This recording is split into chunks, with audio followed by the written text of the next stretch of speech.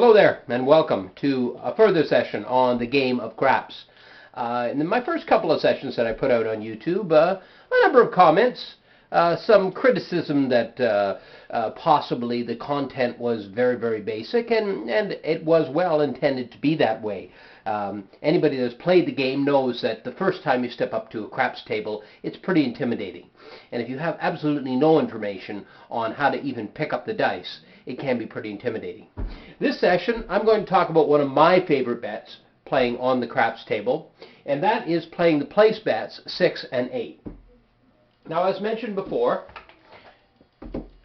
when we start the game of craps, the shooter is taking the dice, and it's called the come out roll. That's when the puck is off, and he's going to shoot a 7 or 11 to win, a 2, 3, or 12 to lose, and any other number becomes the point. Now, that only applies if you're playing the pass line or the don't pass line. Myself, I personally prefer to forget about those bets and wait till the point has been established. So, the shooter shoots the dice. He could hit a number of 7, 11s, 2, 3s, 12s as people are winning and losing on the pass line, don't pass, but you're waiting for him to establish the point. So, suppose, for example, he establishes the point. The dealer will take the puck, turn it over to on, and place it on the number. Suppose the number is a 10 as the point. Now, what I do at this point is I throw $12 to the dealer and say, please place the 6 and 8. He will take $6 and place it on each of the 6 and 8 numbers. Now the shooter continues to roll. If he should hit one of those numbers, suppose he hits an 8. The dealer will then pass me set my $7 winnings for the 8. Yes, they pay off 7 to 6, and that's based on the odds of the number of faces the dice could possibly come up as an 8 or as a 7. So, $7 is passed to me. At this point, the way I play is I tell the dealer, please take my 8 down. At this point, he'll take the $6 I have in the 8 on top of my 7 and pass it back to me. Now I am at a $1 profit for this roll, and I still have got $6 sitting out on the 6. I think it's a pretty good position to be in because now you are playing with that money that you've won rather than your own money. Arguing, of course, that that is in fact your own money, and don't lose sight of that. So the shooter continues to shoot. He hits, say, a 6 on his next roll. The house again will turn around and pass $7 to me for my win of the 6. Now at this point you've got a couple of options. If you feel confident, and sometimes the game of craps you've got to get a gut feel, you've got to get a feel for the game and on how it's going.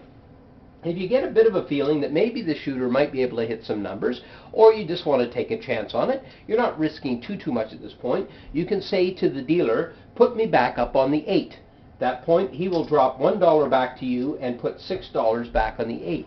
Now you are at a $2 profit, and you have the 6 and the 8 working for you. Shooter continues to throw the dice. Say he hits the 8 again. The house once again will pass you $7.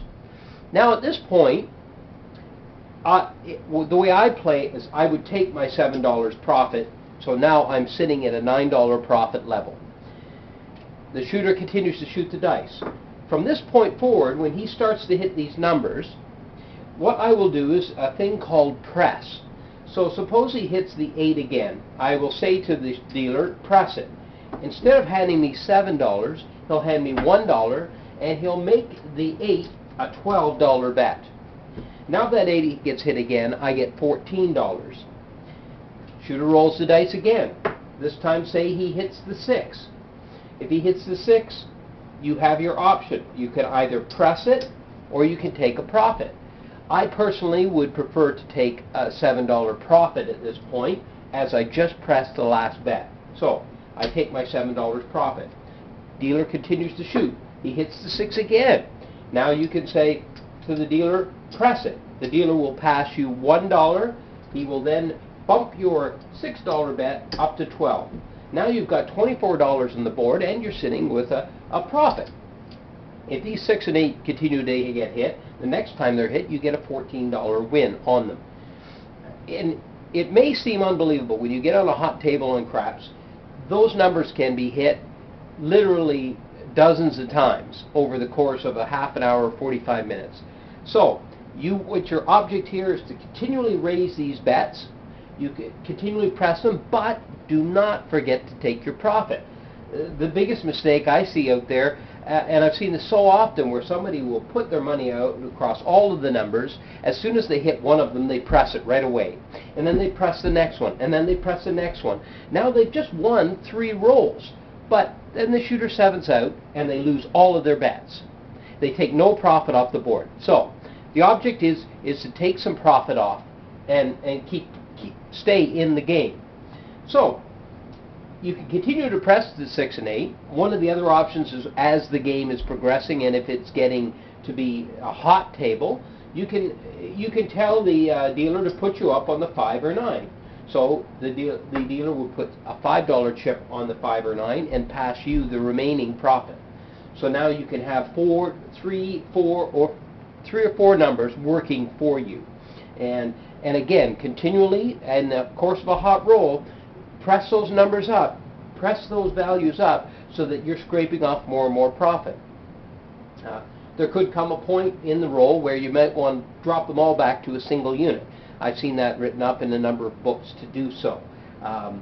Personally, I like to leave them out there and scrape my profit off on every other roll and then press them up.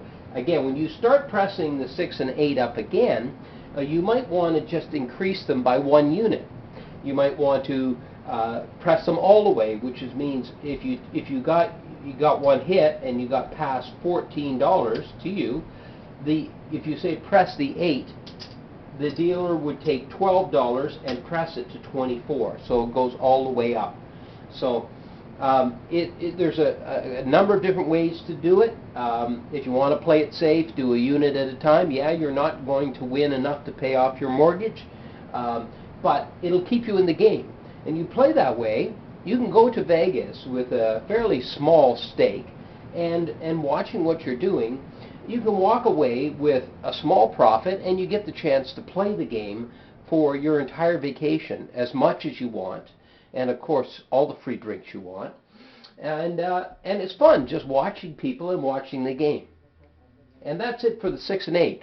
In a next session, I'm going to talk about how sometimes I use the don't pass side of the house as a buffer for the 6 and the 8. So we'll talk about that in a future session. Please feel free to send in comments. If there's ways that you have of playing that you'd like to share, I would really appreciate that. And I will look at them objectively and post them out here as a video. Okay, well, thanks for joining.